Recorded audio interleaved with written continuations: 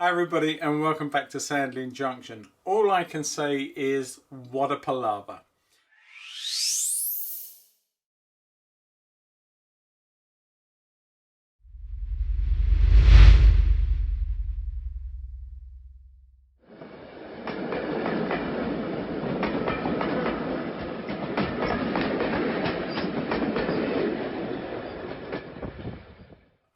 Now this is me all over. I did a very good job of airbrushing the track, and for a very basic weathering principle, it's a great way of doing it.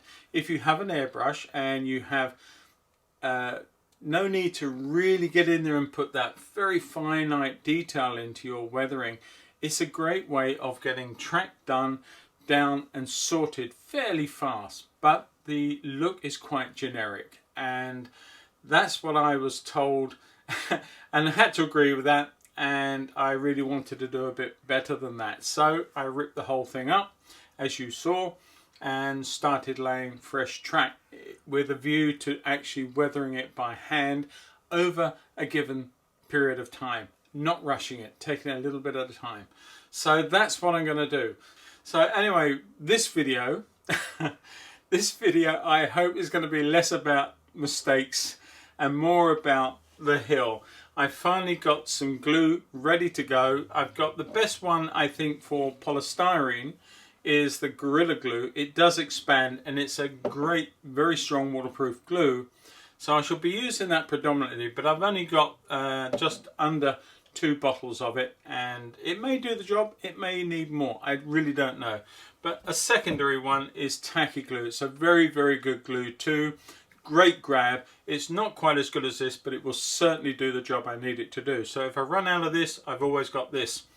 There is also another one called Yoo-Hoo Pour, which only comes in a small tube, and I used one on one of my dioramas, which is nothing wrong with it. It worked very, very well, but it doesn't go very far, and it's not a cheap glue to buy in that form. So it's a pity they don't do a larger volume of it, which would make it much more commercially viable to use in such projects. But anyway, I'm going to do this. So I'm not going to be filming too much, just enough for you to see what I'm doing. The styrofoam or the styrofoam is cut, as you've seen in previous videos. What I will do is paint the insides in acrylic where the tunnels are. So I'm going to try and work that out, paint them dark, black, brown or whatever that I've got most of, and just cover that up and then glue the tops on. And as I said, I'm going to leave the top part as a or certainly the tops of the tunnels as a lift off section. I think that might be advisable. If I do have ever a problem under the tunnel or on that back section there, I have the ability to lift it all off, get to whatever the problem is, and I hope sort it out. So as you are aware, I did leave the airbrush weathering through the tunnel areas. I'm not worried about that. It's never going to be seen, and films that are, you know, if I put a camera on the front of a train going through, it's never going to pick up the fact that there isn't hand weathering on this section. So hopefully that'll be fine, but I've taken it back far enough in here so that I can create a nice tunnel entrance on each one and then hand weather all the track further on moving forward. So yeah, watch this space. Hopefully this time I'm going to get closer to putting some green stuff in one corner of Sandling Junction. So wish me luck and let's see how we get on.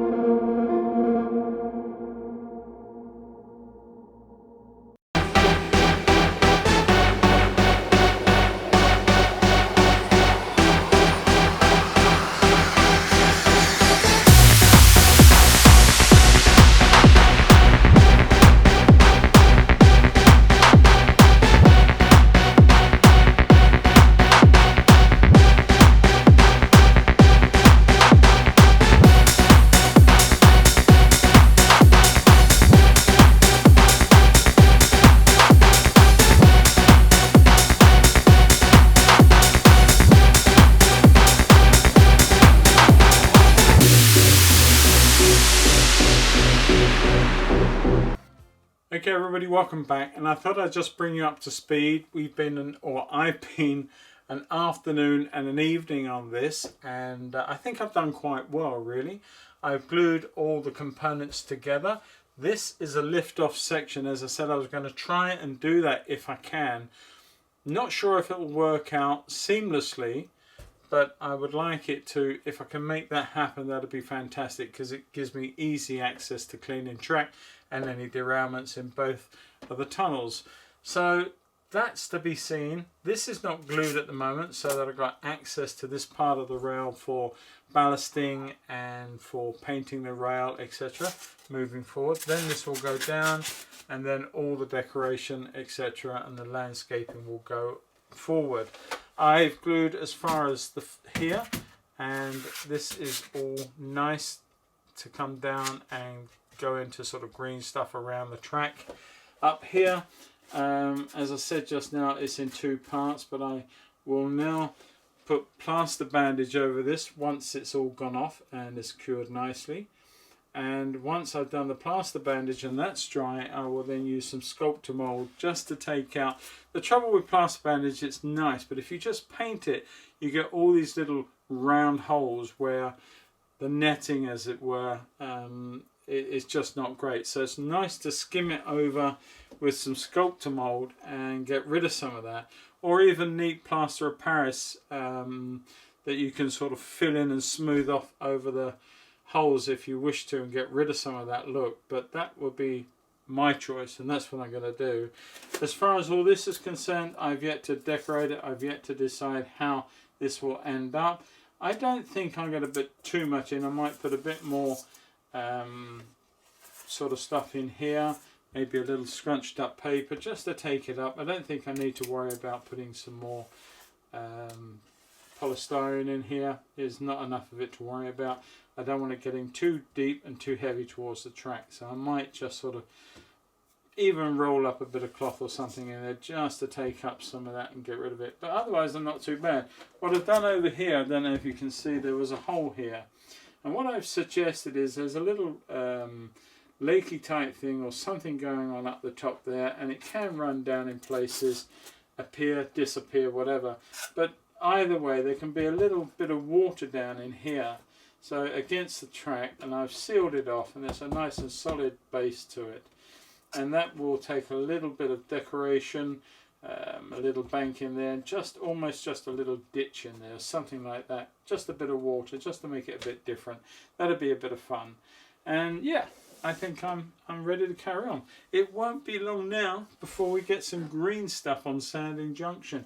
We've got a major way close to it now.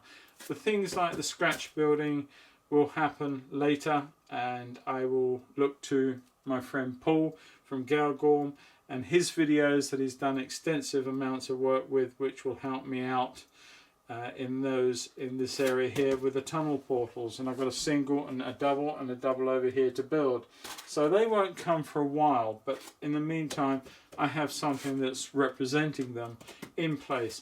It's very, very sturdy. That's the nice thing about polystyrene. Yes, it's messy to make it.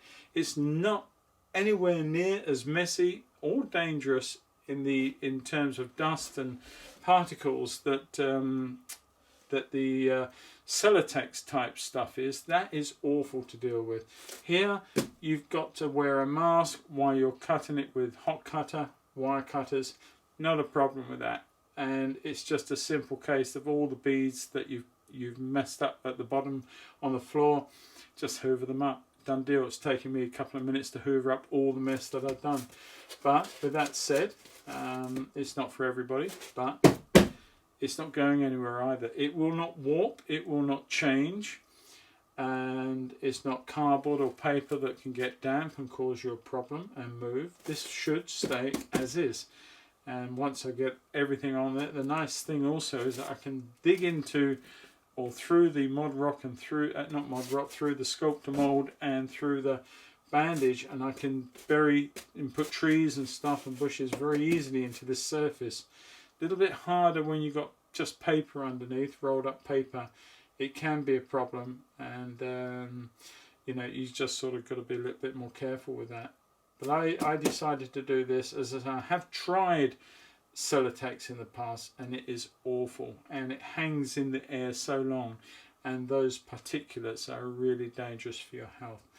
And the only dangerous part of this stuff, of course, is when you melt it, and you should just have protection, which I've been using whilst doing that. Not every bit of it, got to say, but you can smell it, and if you can smell it, it's not doing you any good. Alright, I'm gambling on, or rambling on, so I'm going to carry on with this, and we'll catch up very, very soon. Take care, bye-bye.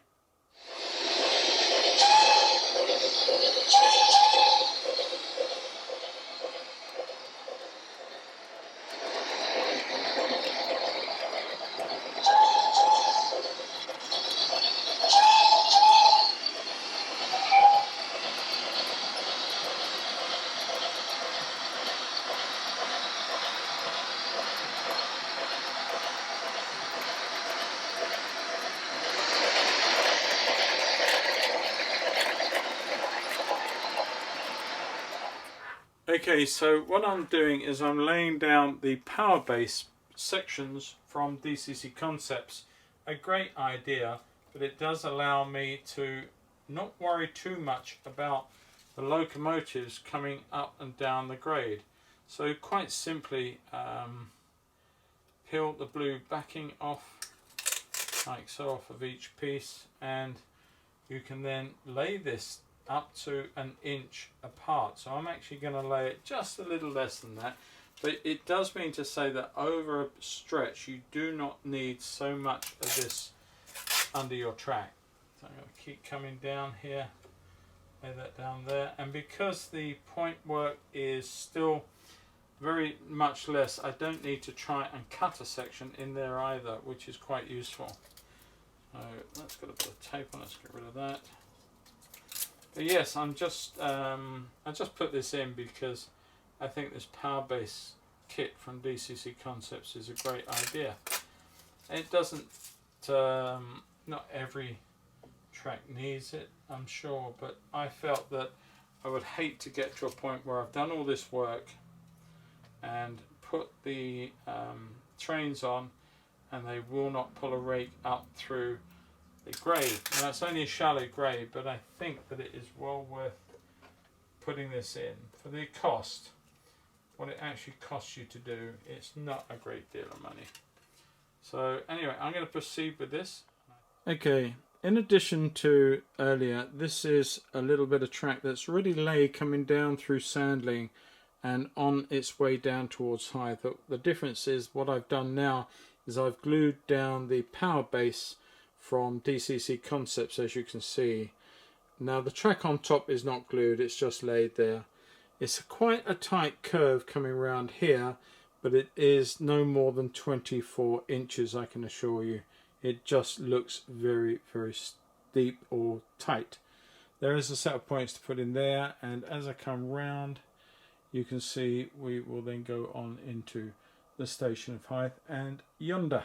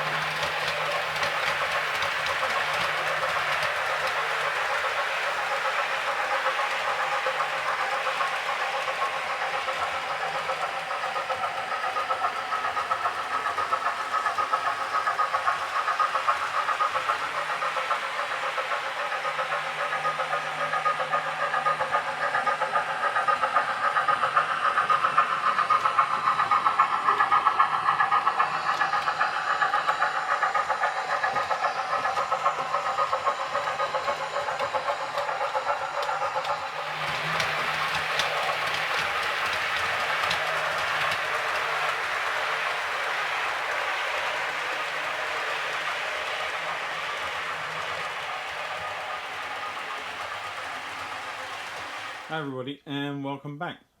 Now I had hoped to show you a lot more of the hill construction in this video, and I may still get the time to do that, but there's a big hiatus. But I actually, if those of you who remember many videos ago, that I had this center table coming out as an island in the center of my room. It's 11 foot by 2 foot, and that really was how my Sandling Junction was going to be somewhat of a harbour scene coming out of Sandgate, which is somewhere there's Sandgate, or where it will end up, and then this was going to be into a harbour scene. So that's fine, but then I took it away because I had other ideas. I wanted to use the area for painting as a studio, but that's all gone by the way. Things do evolve, don't they? And the painting is now in a separate studio, and along with all the filming pertaining to the painting and the channel.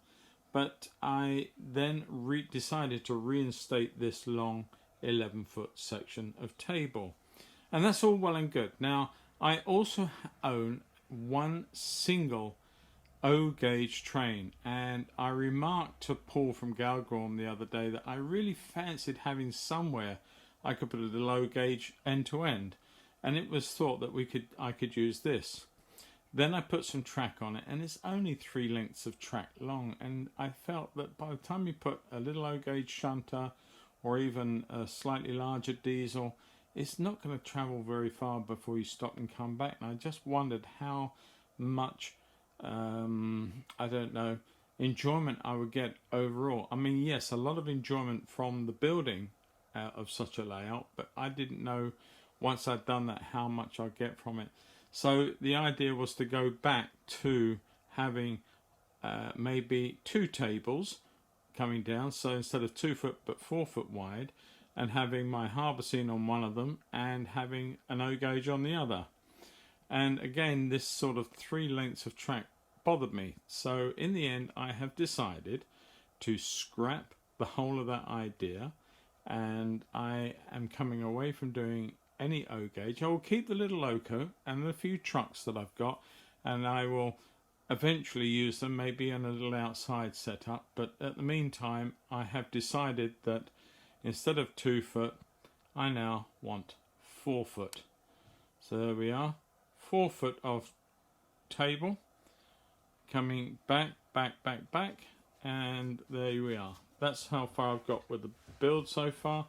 This area here is part of it, so this is about 14 inches extra on the whole of this table here, and we've got another 2 foot over there matching this 2 foot, and the whole of this is going to be double O, and it's going to be some form of shunting area to do with a dock seam, because along here is going to be about 8 inches of harbour, and I will have some Thames barges moored up on the quay side, so that is a drop of about 2.5, 2 3/4 inches down of water. So that will be a harbour setup, and that is going to be 5 foot long. It will take certainly 3 Thames barges in that area. There will be 2 moored up and 1 where they're dropping the sails, and it can come in at an angle ready to be tied up against the quay side. And now I've got to design the whole of the shunting area, and you've got to admit there's plenty of room for scope for not playability, what's sort of working anyway, making the trains do things and do jobs and what have you. It will be very, very good for that. So that's what I've been working on. I've got today to finish all the tops off, finish this section, brace it all up on the legs, and put the baseboard in for the harbour and the edging.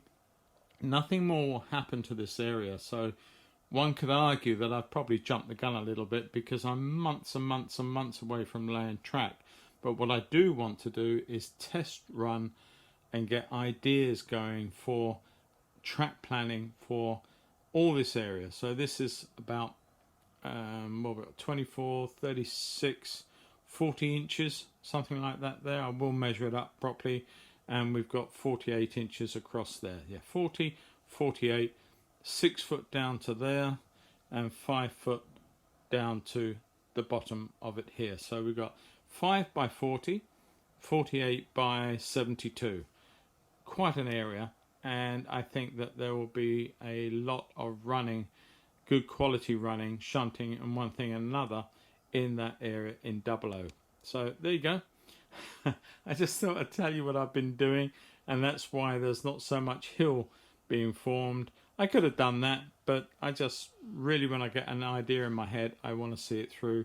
And so even if I don't put anything on these tables for a little while, at least the baseboards are there, ready to go, all leveled out, looking good, and I will, we'll see what happens over the next few months. But if any of you have got any ideas on those measurements and a good suggested track plan in 00, let me know. I'd love to see it and give it some good serious thought. Thanks guys. I'll catch you all in a minute. Okay everybody, welcome back, and the 2 hard days of work have paid off, and I have a very new island section for Sandling Junction. Now this island section will become a facsimile of Dover Marine Harbour, and I will take you down the other side in a moment. It's all painted, it's all finished, it's ready to lay track on, well, cork anyway. I've also made 2 lots of shelves. One shelf will take all the lovely boxes underneath on the floor, and the next shelf is 24 inches deep and will take a variety of larger items that I can't or already find difficult to house. So I've really done well with the shelving and the storage underneath, but the island is really what I'm particularly so excited about. I'll go around the other side and have another look there. So this is the area from the other side. Now I've got a 24 inch gap between the 2 units, and storage is the same on this side underneath as you just saw on the other side. And here is a 64 inch harbour wall that will be dock, sorry, not dock, of course it's all dock, but it will be all a cargo area where I will have 3 Thames barge models that will be along the quayside, and there will be 2 cranes on rails that will be offloading those onto waiting wagons and all the sidings. Now there's 2 things about this. As I said, it's a mock-up. In a sense, it's based upon Dover Marine, and way over in that side there where there will be 3 tracks, I think at the moment we're looking at 3 tracks, and I'll show you an initial track plan at the end. But there will be 3 tracks coming in, and there will be sidings coming down here which will operate some light fish and stuff like that that's coming ashore, and there will be small boats in here, and then there will be main sort of stuff, coal, other consumables, hardcore, all this sort of stuff, aggregates, everything that's coming in from this side, and then there will be engine sheds and what have you, and all sorts of different things, I hope, if we can get it working right. And then the last one will come in through the Bradley Wharf facade, which is where the old train station used to come in, and then you have a customs house, and then you had several tracks to several platforms, but mine will have 2 platforms, 2 tracks. One will be on the outside and one will be on the inside with 2 tracks feeding them. There will be pass round loops for locos to come round back and take stuff out, but it will be servicing the continental passenger traffic to Calais and Boulogne as it was. And this where the Eurostar, not the Eurostar, what am I on about? This is where the Golden Arrow used to come in, among many other trains, boat trains, also to come in here from London and offload and pick up passengers to go back up to Dover, up towards Canterbury or towards Folkestone. So yeah, there you go. I hope you appreciate what's gone into that, and I'm sure I've got a lot of work to do. I just had the urge to do it. I was fed up with messing around with different ideas, and so I just decided to take the plunge. And yeah, I hope you agree it's been worthwhile. Anyway, I'm going to get back to the hill now. I'm not going to be laying track on this yet. There's going to be probably a month or two at least of deciding how best to lay the track in terms of the configuration and the track that's being laid and the services that I intend to put in here. For instance, there will be a cattle dock through here, but I've got to figure out how the cattle get from there to there, and it may be that they are brought in by truck, loaded onto wagons, and the wagons are shunted around and brought in to load on particular vessels. On this side there will be a little engine servicing area and all that sort of stuff, bit of coal, bit of water, all that sort of thing, ash pits. And then of course you've got the main building. Now the main building was a covered building in the day, so whether or not I can actually scratch build that over time, it's a massive undertaking. It's going to be 8 feet long if I do it, but hey ho, you never know. we shall see. Anyway, there you go, I'm digressing and I'm rambling. All the best, catch you all soon. Whether there'll be any more to this update or not, I'm not sure at this stage, but if there is, enjoy it. If not, I'll catch you all in the next video. Bye for now.